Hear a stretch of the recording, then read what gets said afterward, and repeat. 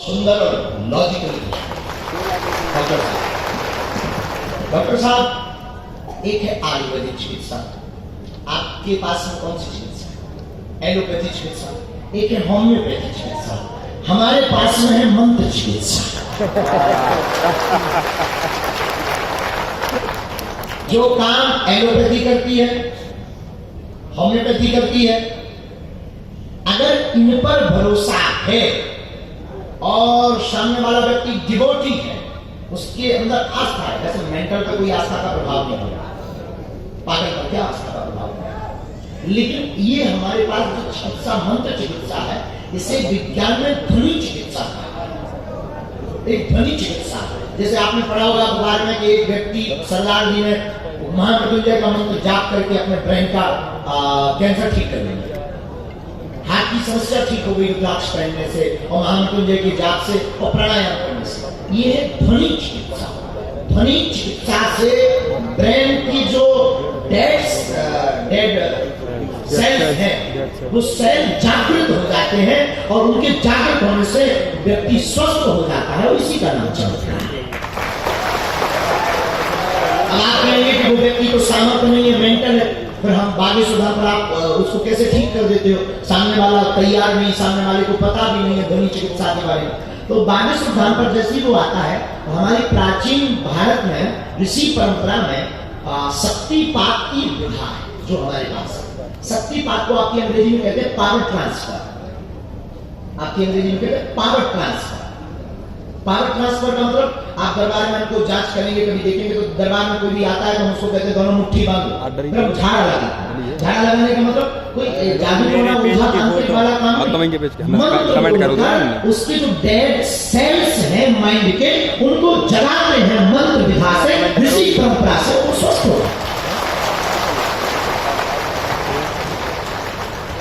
शक्तिपात, शक्तिपात मतलब power transfer. Power transfer मतलब energy transfer, भीतर से बूस्ट मिलता है। जो हमारे पास तपस्या की, साधना की, हमारे गुरुजी ने जो हमें चेतना दे रखी, जो हमारे गुरुजी ने हमें शक्ति दे रखी, जो हमारे गुरुजी ने हमें पावर दे रखी, उस पावर का प्रयोग सामने वाले अर्जी करता के व्यक्ति पर, बॉडी पर करते हैं और वो ठीक हो जाता है। इसी का नाम चमत्कार है। तो अध्यात्म चिकित्सा बहुत गहरे हैं और अध्यात्म सनातन एक ऐसा है, सनातन में सब कुछ समय व्यापक है। इसीलिए हनुमान जी को कहा, नासे रोग हरे सब जपत निरंतर हनुमत वीरा, संकट ते हनुमान टलावे, मन कर्म वचन ध्यान जो लावे। श्री हनुमान जी महाराज की इस चौपाई के बल पर हम लोगों को बड़ी नासे रोग हरे सब पीड़ा के बल पर।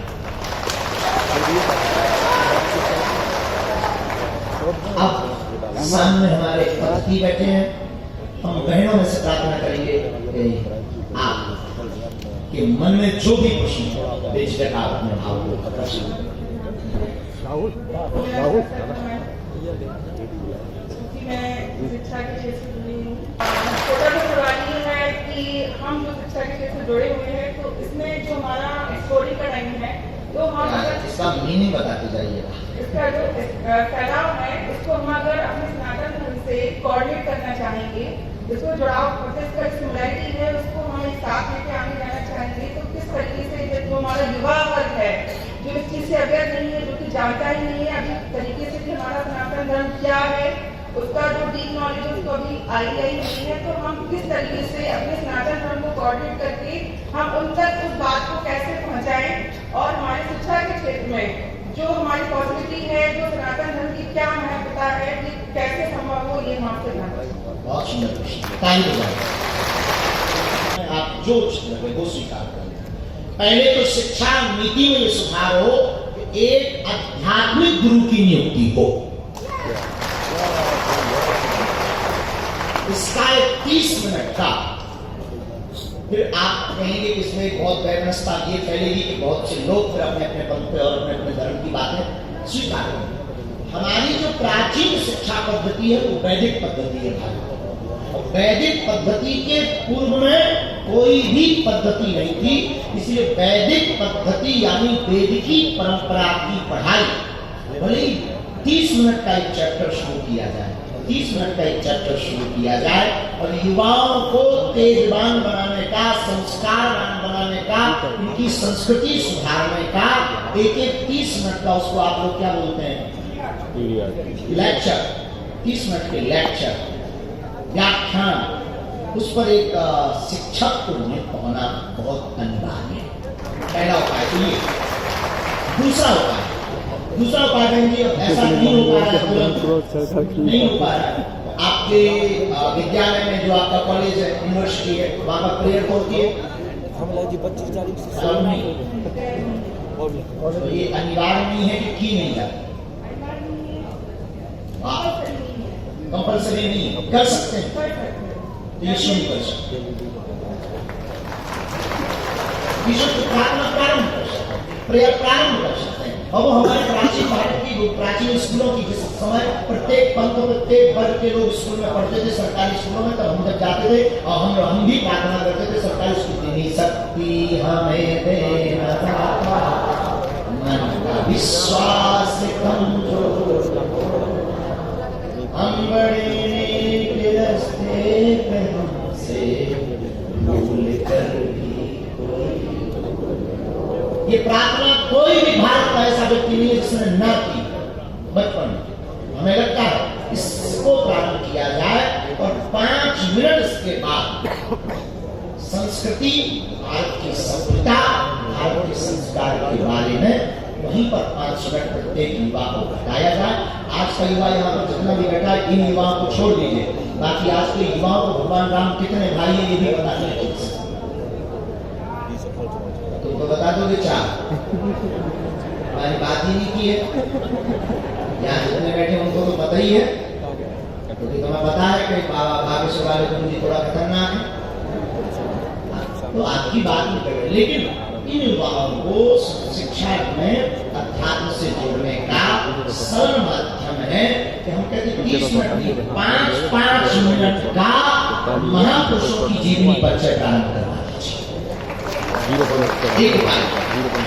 तीसरा उपाय बहन जी, शिक्षा में अध्यात्म से जोड़ने का, आप ये भी नहीं करवा सकते, आपकी गाइडलाइंस के अगर बाहर, तो आपकी यूनिवर्सिटी है, आप यूनिवर्सिटी में महीने में एक बार धर्म गुरु को बुला करके मोटिवेशनल स्पीच करवाएं, उसके प्रश्नों के उत्तर उद्देश्य है, और आपके यहाँ हॉल तो होगा, कम्युनिटी हॉल होगा, उस हॉल में आकर के 30 मिनट संस्कार, संस्कृति, तो बता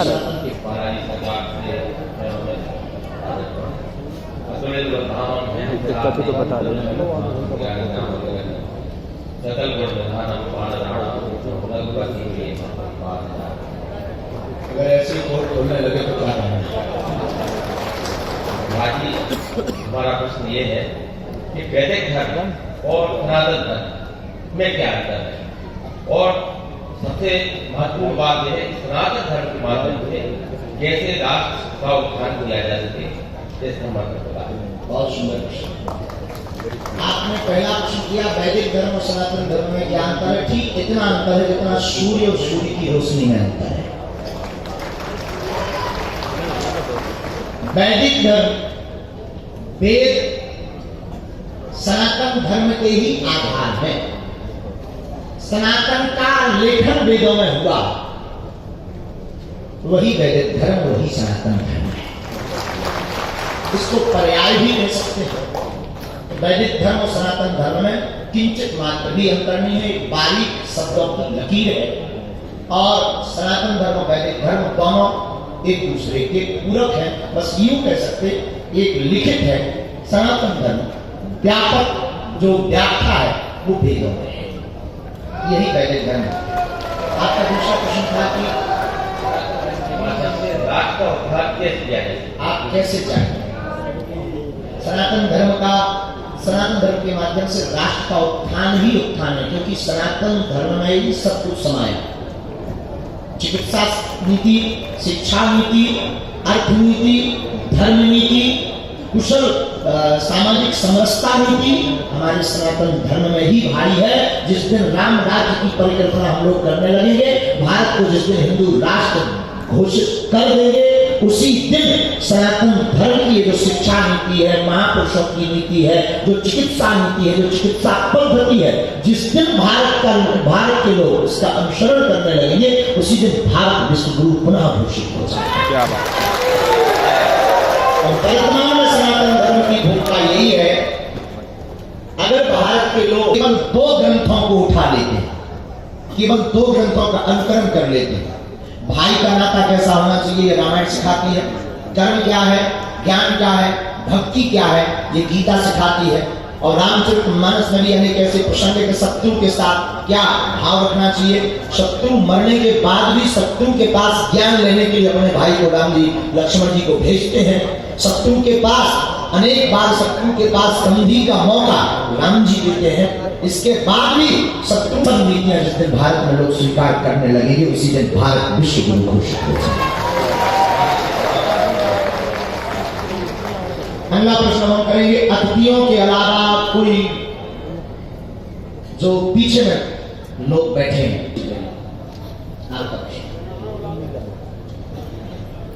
सर्वप्रथम परम पूज्य गुरुदेव के चरणों में कोटि कोटि प्रणाम।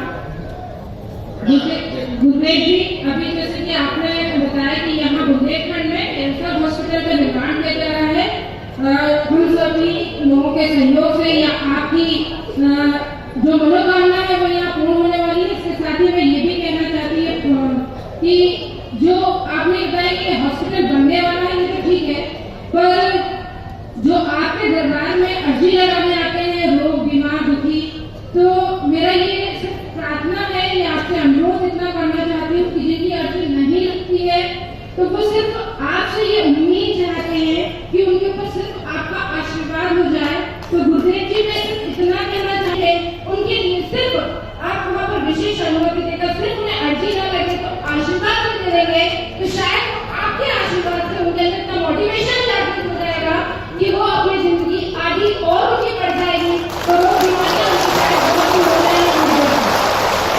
बहुत सुंदर आपका सुझाव है, पर इस प्रक्रिया को प्रारंभ करना कहना दोनों में बहुत अंतर है।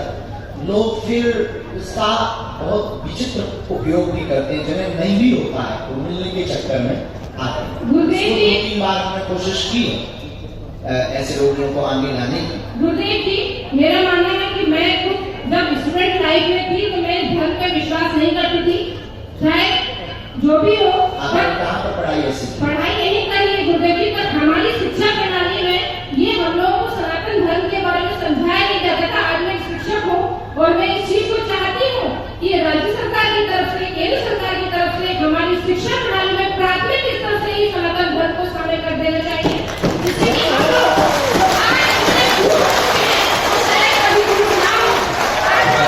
विश्व में नीचे गिर रहे हैं या आगे क्या विश्व गुरु था या आगे होगा, तो सिर्फ इसलिए नहीं हो पा रहा कि हमारी प्राथमिक स्तर मजबूत नहीं है, वहाँ कमजोर है। आप युवा को सुधारना चाहते हैं, मैं कहती हूँ प्राथमिक पीढ़ी को सुधारिए, वहाँ सनातन का ज्ञान दीजिए, तो शायद हमारा देश विश्व गुरु और राष्ट्र हिंदू राष्ट्र के रूप में सर्वोच्च शिखर पर बहुत सुंदर सुझाव है आपका, और हम आपसे कहेंगे कि आपको शिक्षक है तो आपका यूनियन भी होगा। भारत में जोरदार करनी चाहिए कि कम से कम शिक्षा में स्थानांतरण का एक पाठन प्रारंभ किया जाए, और प्राथमिक शिक्षा में जो आपने कहा है कि सुधार हो, उसके लिए हमारा एक सुझाव और अगर आप दे सकें, ये हमारा मैसेज भेज सकें। जो प्राथमिक शिक्षा में छोटे छोटे बच्चे हैं, उनके अभिभावक यानी माता पिता ही घर पर रामचरितमानस का पाठ हम छोटे बच्चों को पढ़ाना प्रारंभ कर दें, तो सरकार अगर ना भी करेगी तो काम सफल हो जाएगा। मैं एक बार और आपसे कहना चाहती हूँ, मेरे पिताजी कैंसर पेशेंट है, मैं 2 दिन से आपके दरबार में सिर्फ इस उद्देश्य आई थी कि उन्हें वीडियो कॉल पर दिखा रही थी कि आप शायद 2 शब्द हिंदी मिल जाएंगे तो आप मोटिवेट होकर शायद आपकी जिंदगी थोड़ी प्रमोट हो जाएगी, बढ़ जाएगी। तो मैंने आपको 2 दिन का दरबार में उन्हें वीडियो कॉल पर दिखाया कि ना भी ऐसे लगे तो यहाँ से अर्जी शायद स्वीकृत होगी और गुरुदेव जी उन्हें आशीर्वाद देंगे तो वो आगे की जिंदगी आगे सफल होगी। आशीर्वाद है, और ये जो आपका सुझाव है इसको बहुत जल्दी लागू करें। धन्यवाद।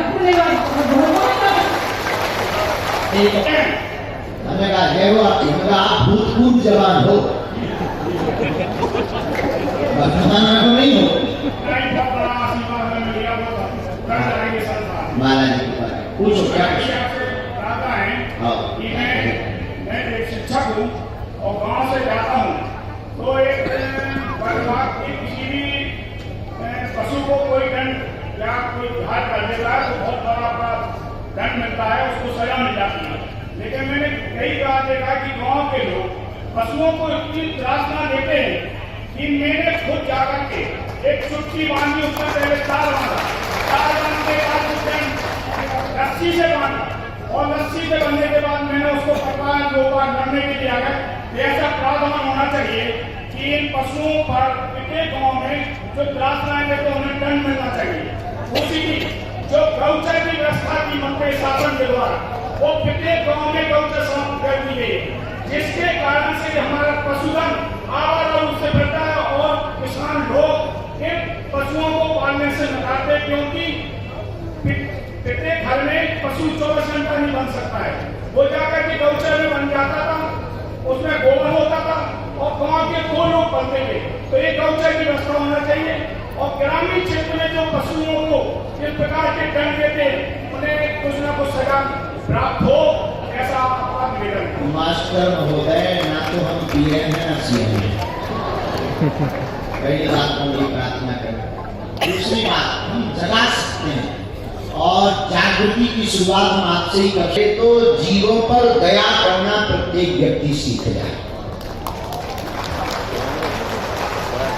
और दूसरी बात, ये ग्राम लेवल पर भी किया जा सकता है। अगर हमसे कोई उत्तर मांगे, ग्राम पंचायत लेवल पर भी गांव के लोग एकजुट होकर के इस काम को कर सकते हैं, क्योंकि कोई ना कोई गांव का ही गोचर भूमि पर कब्जा किए होगा। लेकिन हर गांव का हर घर का एक व्यक्ति अगर उसके खिलाफ खड़ा हो जाए तो उसके दादा परदादा को भी छोड़नी पड़ेगी। क्या बात जी